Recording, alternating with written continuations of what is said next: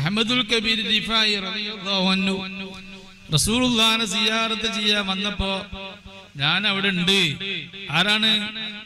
അബ്ദുൽ കരീം റാഫി ഇമാം നബിന്റെ മുമ്പ് വഫാത്തായി പോയ ആളാണ്.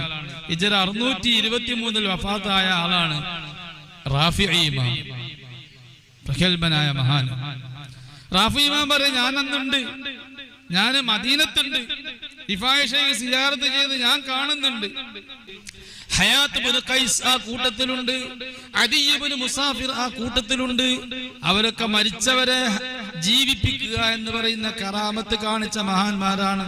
ആ കറാമത്ത് എല്ലാവർക്കും കിട്ടാറില്ല, എല്ലാ കറാമത്തും എല്ലാവർക്കും കിട്ടാറില്ല.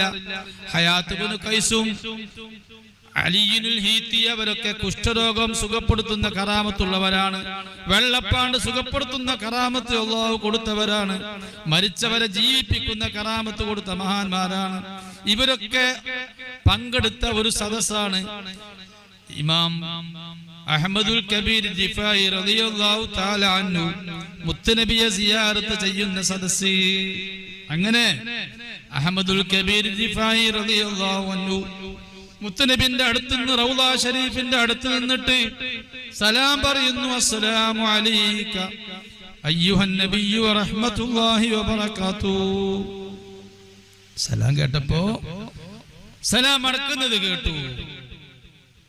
വഅലൈക്കസ്സലാം യാ വലദി. അങ്ങനെയാണ് ഇമാം റാഫി പറഞ്ഞ സലാം അടക്കിയത്.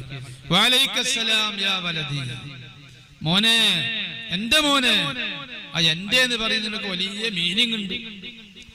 എന്റെ മോനെ, റസൂലുള്ളാഹി എന്റെ മോനെ എന്ന് പറയണമെങ്കിൽ കുറച്ചൊരു പ്രയാസമുണ്ട്. തങ്ങളായതുകൊണ്ട് എന്റെ മോനെ എന്ന് പറയൂല. തങ്ങളാകാൻ വേഗമുണ്ട്.